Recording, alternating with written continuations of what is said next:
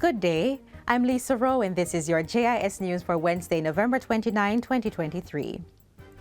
Farmers affected by the recent heavy rains will receive support from a pool of $157 million to aid their recovery process.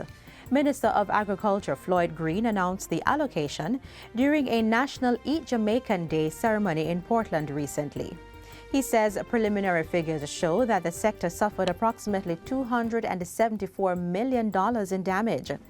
It estimates $25 million in damage to livestock farms, over $10 million for equipment losses, $173 million in crop loss, and $64 million in damage to farm roads. We will be providing crop support of about $70 million, and that will take care of input, seeds, things like fertilizer.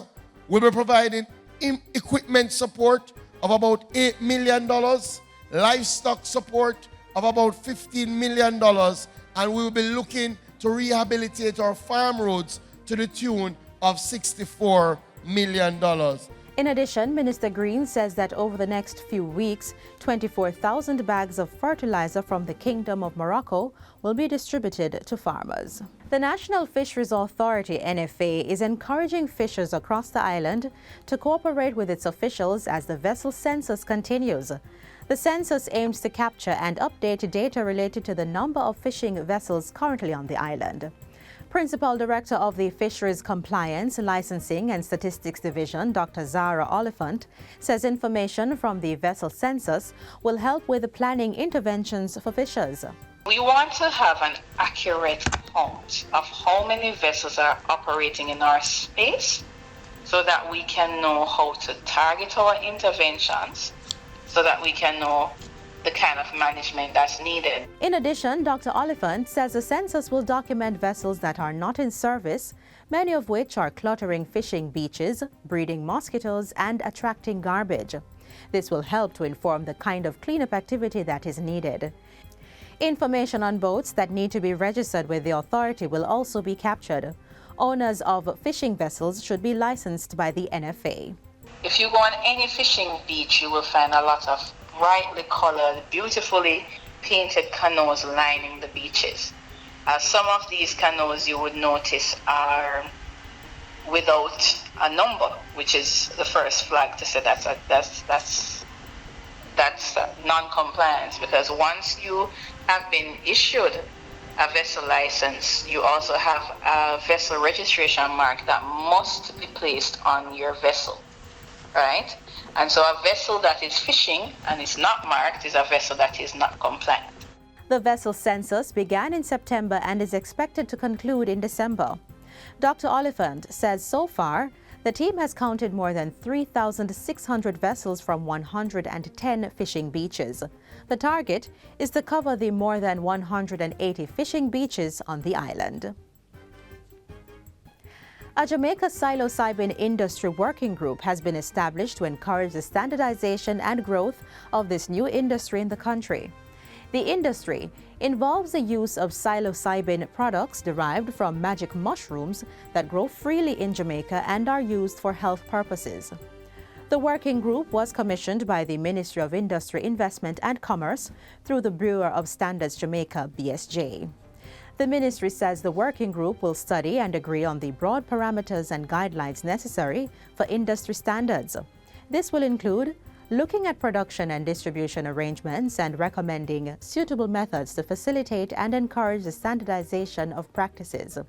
Consideration will be given to public education and proper growing, processing, and the use of the product. The Jamaica Psilocybin Industry Working Group will operate for a period of 6 months, after which it will submit a full report to the Ministry for consideration and to Cabinet for further recommendations. The 7-member group is being chaired by consultant psychiatrist Dr. Sophia Longmore.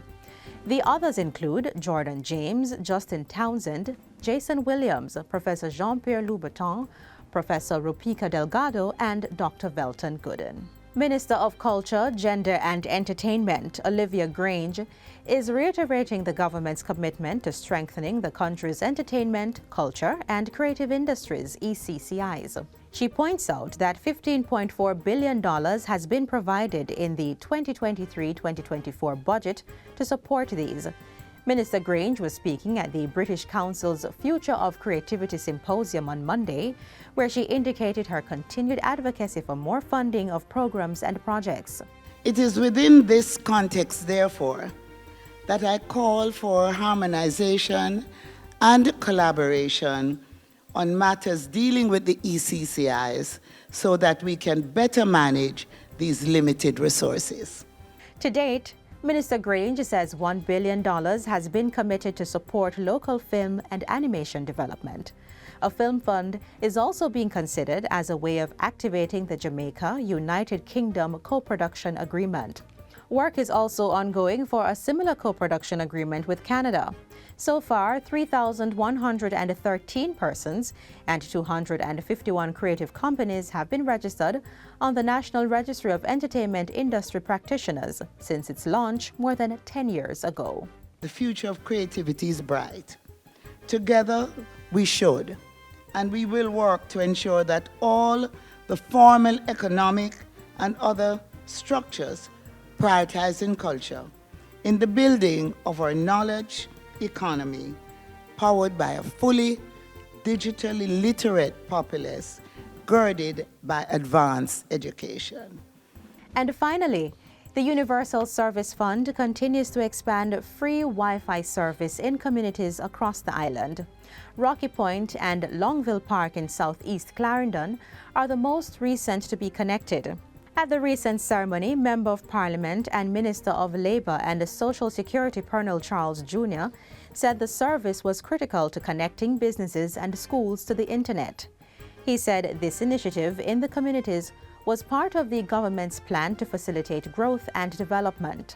An area where our children have access to the highest quality education, an area where our health clinic provides services to our community members that they need, an area where we have our postal services and where we have our community center being active and where our citizens are safe.